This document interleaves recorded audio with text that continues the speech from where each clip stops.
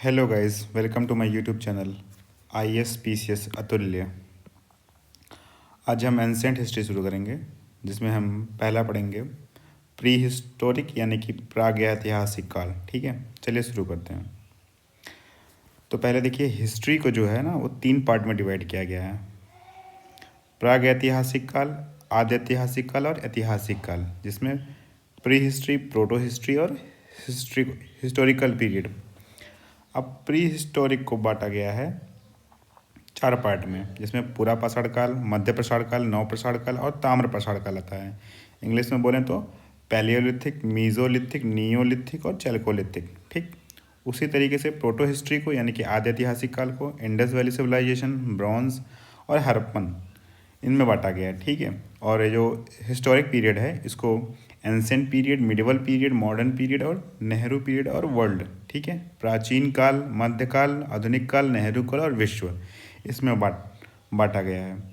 तो ये काफ़ी इंपॉर्टेंट हो जाता है। आप इनको इसका स्क्रीनशॉट ले के रख सकते हैं या फिर नोट कर सकते हैं इसको। ठीक है, नोट्स बना लीजिएगा इसका। तो चलिए शुरू करते हैं आगे का। हम हिस्ट्री किसे कहते हैं, सबसे पहले हिस्ट्री के बारे में जानने के लिए हमें जानना होगा हिस्ट्री होता क्या है। अतीत का अध्ययन इतिहास कहलाता है। Study of past is known as history. ठीक है, इतिहास के जनक हेरोडोटस होते हैं। ठीक है, बहुत बार पूछा गया है कि फादर ऑफ हिस्ट्री कौन है, तो हेरोडोटस हैं। मानव जाति का पालन अफ्रीका महादेश को कहते हैं। ये क्वेश्चन कई बार पूछा गया है, छोटे एग्जाम में पूछा जाता है कि मानव जाति का पालन कौन से देश को बोला जाता है या कौन से महादेश को बोला जाता है, तो अफ्रीका। ठीक है, जबकि सभ्यता का पालन जो होता है वो एशिया में होता है। देखिए यहाँ पे दिखा है, जबकि सभ्यता का पालन एशिया महादेश को कहते हैं। इतिहास को 3 खंडों में बांटा गया है। कौन कौन से खंडों में बांटा गया, आगे आइए देखते हैं। पहला है प्रागैतिहासिक यानी कि प्री हिस्टोरिक हिस्ट्री। ठीक है, अब आइए देखते हैं इसमें क्या है।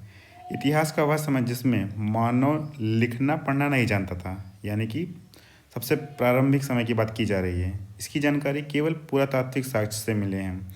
इसके अंदर पाषाण काल यानी कि स्टोन एज को बोलते हैं, इसको स्टोन एज, ठीक है, स्टोन एज को रखते हैं। तो प्री हिस्ट्री में क्या था, यानी कि प्रागैतिहासिक में क्या था कि जो मानव था वो लिखना पढ़ना नहीं जानता था, और इसकी जानकारी हमें सिर्फ आर्कियोलॉजिकल एविडेंस से मिलते हैं। ठीक है, यानी कि पुरातात्विक साक्ष्य से मिलते हैं। अब पढ़ते हैं हम लोग स्टोन एज क्या होता है, यानी कि पाषाण काल। वह समय जब मानव पत्थर के औजार एवं हथियार का उपयोग करता था, यानी कि ऐसा टाइम पीरियड जब जो मानव था यानी कि ह्यूमन था वो सिर्फ पत्थरों के औजार यानी कि टूल्स का यूज करता था शिकार के लिए। ठीक है, पाषाण काल कहलाता है। भारत में सर्वप्रथम 1863 में, ये एग्जैक्ट डेट याद करिएगा, पूछा जाता है। 1863 में रॉबर्ट ब्रुसफुट ने पाषाण कालीन सभ्यता की खोज की थी। किसने की थी, रॉबर्ट ब्रुसफुट ने। ठीक है, किसकी खोज की थी, पाषाण कालीन सभ्यता की। इंपॉर्टेंट है, इसको याद कर जाइएगा। भारतीय पुरातत्व का पिता सर अलेक्जेंडर कनिंघम को कहा जाता है। ये बहुत इंपॉर्टेंट है, बहुत बार पूछा गया है, मतलब बता नहीं सकते कितने एग्जाम में पूछा गया। यहाँ तक कि घटना चक्र में भी आप भर भर के पाएंगे इसके बारे में। भारत का पुरातात्विक संग्रहालय इंदिरा गांधी मानव संग्रहालय भोपाल है। भोपाल जो है, भोपाल में जो है एक इंदिरा गांधी मानव संग्रहालय है, उसे पुरातात्विक संग्रहालय कहा जाता है, जो कि संस्कृत मंत्रालय के अधीन है। ठीक है, मंत्रालय भी याद रखिएगा, क्वेश्चन अभी जी नहीं बन रहे हैं। मिलने वाले धातु के नाम पर नामकरण क्रिश्चियन थॉमस ने किया है। जैसे अलग अलग सभ्यताओं में अलग अलग टूल्स पाए गए हैं, तो उन टूल के अकॉर्डिंग जो नाम रखा गया है उनका, वो क्रिश्चियन थॉमस ने रखा है। ये आप नहीं पाएंगे कहीं भी, इसको भी नोट कर जाइएगा। लिखावट के आधार पर नामकरण जॉन ब्रुस ने किया है। लिखावट के आधार पर जो भी नामकरण है वो रॉबर्ट ब्रुसफुट ने किया है। तो मिलने वाले धातु के आधार पर नामकरण क्रिश्चियन थॉमस ने किया था, और लिखावट के आधार पर नामकरण जॉन ब्रुस ने किया था, और पाषाण काल को 4 भागों में बांटा गया था। अब इनके बारे में हम पढ़ते हैं। पूरा पाषाण काल को बांटा गया है 20 लाख ईसा पूर्व से 12,000 ईसा पूर्व तक। याद कर लीजिएगा, 20 लाख से 12,000 ईसा पूर्व तक है। ठीक है, टाइम पीरियड याद रख लीजिए, मैच द फॉलोइंग में आता है। यह इतिहास का सबसे प्रारंभिक समय था। इस समय के मानव को आदि मानव कहा जाता था। जो एकदम स्टार्टिंग का समय था उनमें आदि मानव थे, ये आप जानते ही हैं। इस समय का मानव खाना बदोश था, यानी कि सिर्फ फूड गैदरर था, जिसको फूड इकट्ठा करने से मतलब था। खाद्य संग्राहक बोलते हैं उसको, फूड गैदरर इंग्लिश में बोलते हैं। अर्थात उसके जीवन का मुख्य उद्देश्य जानवरों की भांति ही अपना पेट भरना था। बोला मैंने कि वैसे ही कि सिर्फ खाना इकट्ठा करना और खाना, यही मेन उद्देश्य था। इस समय के मानव की सबसे बड़ी उपलब्धि आग की खोज थी। इस समय तक की सबसे बड़ी उपलब्धि क्या थी? आग की खोज थी। तो ये पूछा जा सकता है कि पूरा पाषाण काल में मानव की स्थिति कैसी थी और उनकी सबसे बड़ी उपलब्धि कौन सी थी। तो उपलब्धि आग की खोज थी, स्थिति ये थी कि वो खाना बदोश था। बस इतना ही याद करना है आपको। और अच्छा, इस समय के औजार कैसे थे? इस समय पत्थर के बड़े बड़े औजार का इस्तेमाल शिकार के लिए किया जाता था। तो औजार जो हैं बड़े बड़े थे, शिकार के लिए प्रयोग किए जाते थे। इस समय मानव ने चित्रकारी करना प्रारंभ कर दिया था। अब इसके साक्ष्य कहाँ मिले थे ये पूछे जाते हैं, तो भीमबेटका में मिले थे। भीमबेटका की गुफाओं में पूरा पाषाण काल के चित्र देखने को मिलते हैं, जो कि मध्य प्रदेश के अब्दुल्लागंज रायसेन में स्थित है। कहाँ है? मध्य प्रदेश के अब्दुल्लागंज रायसेन में स्थित है। ठीक है। दूसरा बात करते हैं हम मीजोलिथिक, यानी कि मध्य पाषाण काल। ये 12,000 ईस्वी पूर्व से 10,000 ईसा पूर्व। दूसरा पहले क्या था? 20 लाख से 12,000। 20 लाख से 12,000 है, यहाँ पे 12,000 से 10,000 है। ठीक है, याद कर लीजिएगा, ऐसा ही याद करेंगे तभी याद होगा। इस काल इस काल के बारे में सर्वप्रथम जानकारी हमें कार्ललाई ने दिया था। किसने दिया था? कार्ललाई ने। कब दिया था? 1867 ईस्वी में, मतलब 1867 में दिया था। याद कर लीजिएगा, ये भी इम्पोर्टेंट है, ये भी इम्पोर्टेंट है। यह पूरा पाषाण काल के बाद का काल है, यानी कि स्टोन एज के बाद का काल है। इसे मीजोलिथिक बोलते हैं ना। इस समय मानव के हथियार छोटे थे। तो पूछा जाता है कि मीजोलिथिक में जो टूल्स थे वो कैसे थे? तो छोटे आकार के थे। ठीक है, स्मॉल आकार के थे, इसलिए इन्हें माइक्रोलिथ बोला जाता था। मीजोलिथिक माने माइक्रोलिथ। ठीक है, ऐसे याद करिए आप। तो माइक्रोलिथ का मतलब आप लोग जान गए होंगे, छोटे छोटे जो पत्थर के हथियार होते हैं उन छोटे आकार के, उनको बोलते हैं माइक्रोलिथ। ठीक है। इस समय के मानव की सबसे प्रमुख कार्य अंत्योष्ठि यानी अंतिम संस्कार था। तो प्रमुख कार्य क्या है? अंत्योष्ठि यानी अंतिम संस्कार। जैसे अभी पूरा पाषाण काल में आप लोग पढ़े हैं कि वहाँ पे क्या था? महत्वपूर्ण खोज क्या थी? आग की खोज थी। यहाँ पे क्या है? अंत्योष्ठि यानी अंतिम संस्कार। ठीक है।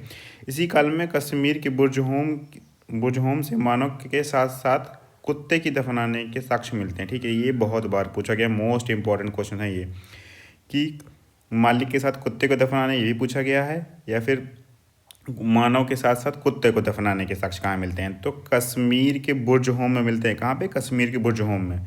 इसी काल में मानव के अस्थि पंजर का सबसे पहला अवशेष प्रतापगढ़ यूपी में मिला है। कहाँ मिला है? प्रतापगढ़ यूपी। ये इंपॉर्टेंट है। यूपी के सराय नाहर तथा मेहदा। अब पूछा जाएगा कि मानव के अस्थि पंजर का पहला अवशेष कहाँ मिला है? तो प्रतापगढ़ में। अब कहाँ प्रतापगढ़ में? कहाँ पे? प्रतापगढ़ कहाँ है? यूपी के सराय नाहर और महदा नामक स्थान से प्राप्त हुआ है। ठीक है, ये याद करिएगा। अच्छा, आप पढ़ते हैं नियोलिथिक यानी कि नवपाषाण काल। इसका टाइम पीरियड क्या है? 10,000 ईसा पूर्व से 3,000 तक। पहले के वाले का क्या था? याद करिएगा सीक्वेंस से एकदम से। इस काल के बारे में सर्वप्रथम जानकारी हमें कहाँ से मिलती है? जॉन लुबॉक से। किससे? जॉन लुबॉक से। कब? 1865 ईस्वी में। इस काल में मानव ने स्थायी आवास बना लिया था। मानव ने क्या किया था? अस्थायी आवास बना लिया रहने के लिए। उसके पहले मनुष्य कहाँ रहते थे? वो लोग रहते थे गुफाओं में। साथ ही कृषि तथा पशुपालन की भी प्रारंभ कर दिया था, यानी कि एग्रीकल्चर और एनिमल रियरिंग ये भी शुरू कर दिया था। मानव ने इस काल में पहिए तथा मन का यानी कि घड़ा की खोज कर ली थी। तो मानव क्या करता था? कृषि भी करने लगा था, पशुपालन भी करने लगा था, पहिया का भी खोज कर लिया था और घड़ा का भी खोज कर लिया था। किस काल में? नियोलिथिक काल में। टाइम पीरियड क्या है? 10,000 ईसा पूर्व से लेकर 3,000 ईसा पूर्व तक। ठीक। अब क्या है? कर्नाटक के मैसूर के पास सगनकल्लू नामक नवपाषाण कालीन पुरस्थल से राख के टीले प्राप्त हुए हैं। तो पूछा जाता है कि राख के टीले कहाँ से प्राप्त हुए हैं? तो कर्नाटक के मैसूर के पास सगनकल्लू नामक जगह से। ठीक है। पशुपालन का साक्ष्य कहाँ मिलता है? आदमगढ़ यानी कि एमपी में है। बागौर यानी कि राजस्थान से प्राप्त हुआ। मानव द्वारा पाला गया पहला पशु कौन सा था? कुत्ता था। अब जानते हैं कुत्ता सबसे ज़्यादा वफादार होते हैं। अच्छा, अब यहाँ कुछ इंपॉर्टेंट चीज़ें हैं, उनको आप देख लीजिए। मेहरगढ़ यह पाकिस्तान के बलूचिस्तान में स्थित है। ये कहाँ पे है? पाकिस्तान के बलूचिस्तान में। ठीक है। यहाँ सर्वप्रथम 7,000 ईसा पूर्व सुलेमान और किरथार पहाड़ियों के बीच किसी के साक्ष्य जैसे जौ एवं गेहूँ मिले हैं। तो जौ एवं गेहूँ के साक्ष्य कहाँ मिले हैं? मेहरगढ़ से मिले हैं। ये कहाँ है? पाकिस्तान के बलूचिस्तान में है। कौन से ईसा पूर्व में मिला था? 7000 में, मतलब टाइम पीरियड पूछेगा तो 7000 ईसा पूर्व में, ठीक है। पहाड़ियों के बीच पूछेगा तो सुलेमान और किरथर पहाड़ियों के बीच में, ठीक। बुर्जहोम ये कहाँ है? कश्मीर में है। यहाँ गर्तावास का प्रमाण मिला है। यहाँ के मालिक के साथ कुत्ते को दफनाने का साक्ष्य मिलता है, ठीक है। देखिए बोला था मैं वहाँ पे मालिक के साथ कुत्ते दफनाने का भी है, और वहाँ पे था अमानव के साथ साथ कुत्ता दफनाने का। बुर्जहोम में जो है वो है मालिक के साथ कुत्ता दफनाने का, ठीक है। और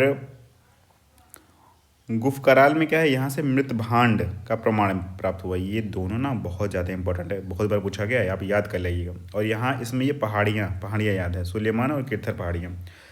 कोल्डी हवा उत्तर प्रदेश में पड़ता है। यहाँ से चावल का साग, सबसे प्राचीनतम चावल के साग कहाँ से मिले? कोल्डी हवा से। तो यह उत्तर प्रदेश के बेलन घाटी में स्थित है। यहाँ पर चावल का प्राचीनतम साक्ष्य मिला है। कब मिला है? 6000 ईसा पूर्व में मिला है, ठीक है। अब चिरांद के बारे में बात करते हैं। ये बिहार में है, बिहार के सारनाथ जिले में मिलता है, ठीक है। यहाँ से प्रचुर मात्रा में हड्डी के उपकरण प्राप्त हुए हैं।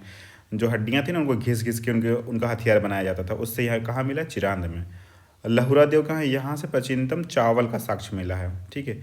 9000 ईसा पूर्व से 7000 ईसा पूर्व के बीच में प्राप्त हुआ है, ठीक। अच्छा, अब दमदमा, यहाँ से एक ही कब्र में 3 मानव कंकाल मिले हैं। ये बहुत इंपॉर्टेंट है, आपका इंपॉर्टेंट है ये, इसको आप याद कर जाइए कि एक ही कब्र में 3 मानव कंकाल कहाँ मिले हैं? तो दमदमा में, ठीक है। अच्छा, अब बात करते हैं चैल्कोलिथिक पीरियड की, जिसको बोलते हैं ताम्र पाषाण काल। यह पाषाण काल का अंतिम समय था। ये जो था स्टोन एज का, पाषाण काल मतलब स्टोन एज का अंतिम समय था, ठीक है। इस समय तांबे की खोज हो गई थी, जिस कारण औद्योगिकरण शुरू हो गया था। इसी औद्योगिकरण का विकसित रूप सिंधु घाटी सभ्यता है। कहने का मतलब ये है कि इस टाइम तक आपको तांबा मिल गया था, और तांबा मिलने के कारण औद्योगिकरण शुरू हो गया था, और उसी का जो विकसित रूप है हमें सिंधु घाटी सभ्यता में दिखने को मिलता है, ठीक। अब देखते हैं आगे क्या होता है। ताम्र पाषाण काल के लोग मुख्यतः ग्रामीण समुदाय के थे। यहाँ पूछा जा सकता है कि अर्बन थे कि रूरल थे, ठीक है। बहुत लोग ना कंफ्यूज हो जाते हैं अर्बन रूरल में। जरा मुझे कमेंट में बताइए किसको किसको सही पता है। तो ग्रामीण समुदाय था, देख लीजिए आप। आहार एवं गिलुंद पूरा स्थल राजस्थान के बनास घाटी क्षेत्र में फैले हुए ताम्रपाषाणी बस्तियां हैं, ठीक है। आहार का प्राचीनतम नाम क्या था? ताम्रवर्ती। क्या था? ताम्रवर्ती, अर्थात तांबा वाली जगह। तो पूछा जा सकता है किसका प्राचीन नाम ताम्रवर्ती था? तो वो है आहार का, ठीक है। आहार खाना वाला आहार नहीं है, आहार है। मालवा मृत भांड ताम्रपाषाण युग का सर्वोत्तम मृत भांड माना गया है। ये भी बहुत बार पूछा गया कि मालवा का जो मृत भांड है वो सर्वोत्तम मृत भांड माना गया है। तो पूछ लेगा सर्वोत्तम मृत भांड कहाँ का है? तो मालवा का मृत भांड बिहार में सेनुवार, सोनपुर, ताराडीह तथा पूर्वी उत्तर प्रदेश के खैराडीह और नरहन ताम्रपाषाण कालीन है। ये जगह के नाम हैं। ये कौन कौन से ताम्रपाषाण कालीन जगह हैं उनका नाम दिया हुआ है यूपी का और बिहार के, तो वो भी आप रट जाइएगा। महिषदल पश्चिम बंगाल के ताम्रपाषाण बस्तियां हैं, ये भी एक बार पढ़ लीजिएगा ऐसे। नवादा टोली जो है मध्य प्रदेश का एक महत्वपूर्ण ताम्रपाषाणी पुरस्थल है, जिसकी उत्खनन HD सकालिया ने कराया है। HD संकालिया ने, ठीक है, ये भी देख लीजिएगा। इनाम गांव जो है, इनाम गांव ताम्रपाषाण युग के सबसे बड़ी बस्ती है। तो कौन सा गांव है? इनाम गांव, ठीक है। यहाँ के लोग विशेषकर मातृ देवी की पूजा करते थे। किसकी पूजा करते थे? तो मातृ देवी की पूजा। पूछा जा सकता है कि चैल्कोलिथिक पीरियड में किसकी पूजा की जाती है? तो मातृ देवी की पूजा की जाती थी। मानव द्वारा खोजी गई पहली वस्तु तांबा थी, ठीक। यहाँ पे तांबा की जगह लोहा दे देगा आपको, सोना दे देगा, तो आप लोग कन्फ्यूज मत होइएगा, क्या है? तांबा है। बच्चे के गलों में तांबे के मनके तथा आहार पहनाकर उन्हें दफनाने का साक्ष्य महाराष्ट्र के चंदौली और नेवासा बस्तियों में पाया गया था। कहाँ पाया जाता है? तो महाराष्ट्र के चंदौली और नेवासा बस्तियों में पाया गया, ठीक है। स्टेटाइट और कार्नेलियन ताम्रपाषाण की प्रमुख कीमती पत्थरों में से एक है। जिसके पास ये वस्तुएं होती थी वो धनी माने जाते थे। कौन कौन सी वस्तुएं? स्टेटाइट और कार्नेलियन ताम्रपाषाण की जिनके पास होती थी वो धनी माने जाते थे, ठीक है। चित्रित मृत भांड का सबसे पहले इस्तेमाल ताम्रपाषाण में हुआ था। तो ये पूछा जा सकता है कि चित्रित मृदभांड जो था उसका पहला इस्तेमाल कहाँ हुआ था, तो ताम्रपाषाण में हुआ था। सर्वप्रथम ताम्रपाषाण के लोगों ने ही प्रायद्वीप भारत में बड़े बड़े गांव बसाए थे। किसने गांव बसाए थे बड़े बड़े, तो ताम्रपाषाण लोगों ने ही प्रायद्वीप भारत में सबसे बड़े बड़े गांव बसाए थे। ठीक, ताम्रपाषाण के युग के लोग लिखने की कला नहीं जानते थे। अब यहाँ पे फंसाने के लिए क्या, ये स्टेटमेंट जो है ना, ये सीधा सीधा आरोप दे दिया जाएगा और पूछ लिया जाएगा कि ताम्रपाषाण युग के लोग जो थे लिखना पढ़ना जानते थे, तो यहाँ पे रह जाएगा लिखना की कला नहीं जानते थे। ठीक है, और ना ही नगरों में रहते थे, वो नगर में भी रहते भी नहीं थे। ठीक है, क्योंकि अभी आप ऊपर देखे हैं कि वो ग्रामीण थी। ठीक है, जबकि कांस्य युग के लोग नगरवासी थे। कांस्य युग के लोग क्या थे, नगरवासी थे। और ताम्रपाषाण युग के लोग नगर में नहीं रहते थे, वो गांव में रहते थे। सबसे बड़ी ताम्र उपकरण मध्य प्रदेश में गुगेरिया में प्राप्त हुई है। कहाँ प्राप्त हुई है, गुगेरिया में। ठीक है, इसी के साथ लेक्चर को एंड करते हैं। Make sure like and subscribe my YouTube channel guys. अगर आपको वीडियो अच्छा लगता है तो एक लाइक और सब्सक्राइब जरूर कर दिया करिए। Thank you guys.